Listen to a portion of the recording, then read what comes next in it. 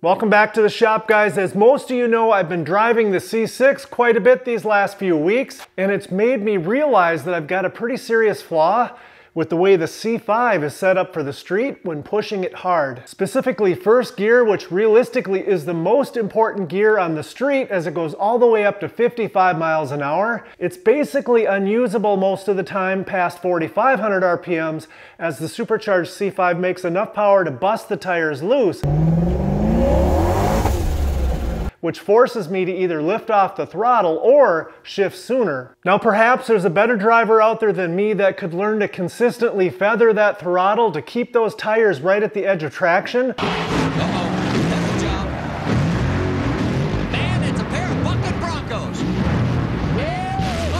But so far, given all the variables like road temperature, road conditions, tire temperature, air temperature, horsepower level, all of those sorts of things, I have not been able to consistently learn to feather that throttle. And as they say, if you're spinning, you're not winning. Alternatively, I could shift about 1,000 or so RPM sooner, and that would help the problem, but then I'll be entering second gear 1,000 or so RPM sooner, and on a centrifugally supercharged engine, that's gonna drop the horsepower significantly, making second gear materially less useful than it otherwise would be. So what other alternatives exist to try to fix this problem? As discussed, I could work on mastering that technique of feathering the throttle, but so far I've been unsuccessful. I could lower the ignition timing at the upper RPMs to drop the horsepower. The problem with that is that it's going to also drop the horsepower in the second and third gear upper RPMs as well. I could swap on a larger supercharger pulley, which effectively slows down how fast the supercharger spins, dropping its boost, but that's going to drop the horsepower throughout the entire RPM curve for all gears, and I'd really hate to do that. I could go out and buy a set of the highly regarded stickier Mickey Thompson, Toyo, or Nitto tires. I'd want to make sure I stay away from drag radials though, because I really like the handling of the C5 a lot. And by the way, that is exactly why GM put the engine in the back on the C8 Corvette, because in a two-wheel drive configuration,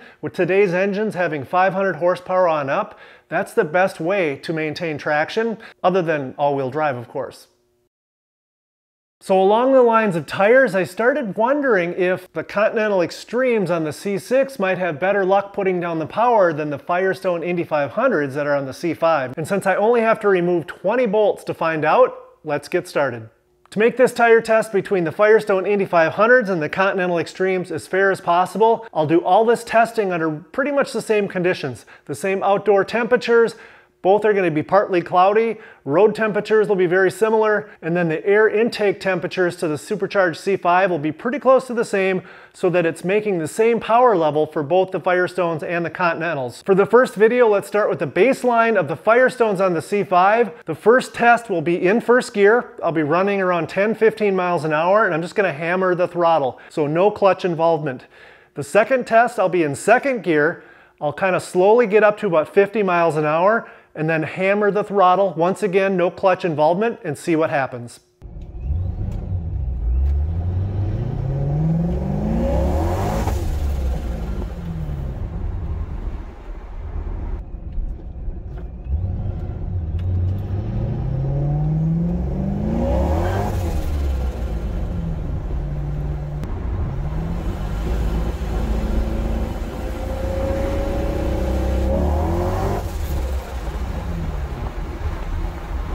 That was pretty interesting, and now for fun, let's do the same test with the Continentals on the C6 just to see what happens with those lower power levels, so you can see what I mean about being able to use the entire RPM band.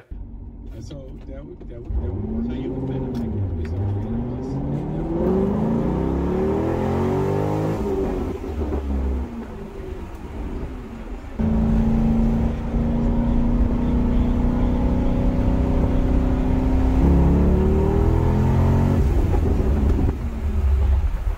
Now let's go ahead and swap the Continentals to the C5.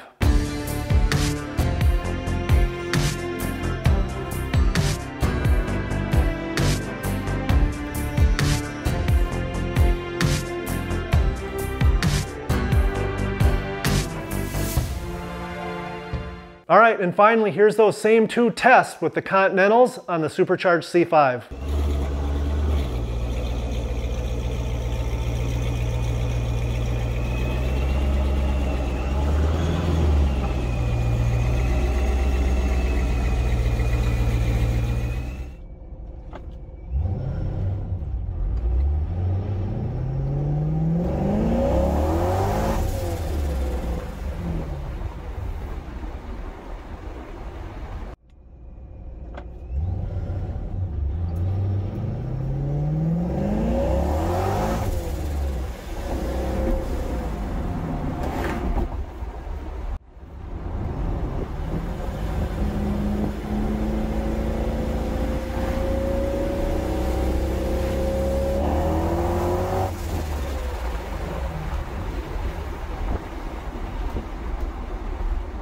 So what did we learn? Well, first off, let me say I'm quite pleasantly surprised by the results, and now I've had over a day to think about what might actually be going on here. While the testing was absolutely eye-opening as far as the Firestone's ability to provide traction to the Supercharged C5, in hindsight, I don't think the testing was fair, and I think the results would have been much closer if both sets of tires were new.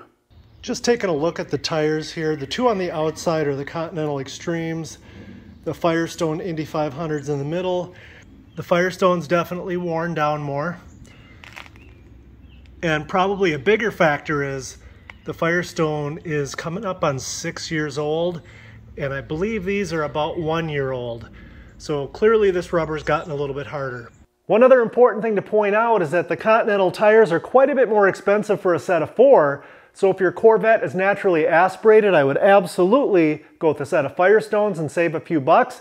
If your Corvette is supercharged, I'd probably go with the Continental Extremes. I think they might give you just enough additional traction to make a big difference. Enough about me. I would love to know in the comments below what your Corvette's power level's at and what your experiences have been with different brands of tires. Oh, and as far as the tires go for my C5, now it looks like I have a decision to make. Anybody interested in some slightly used Firestones?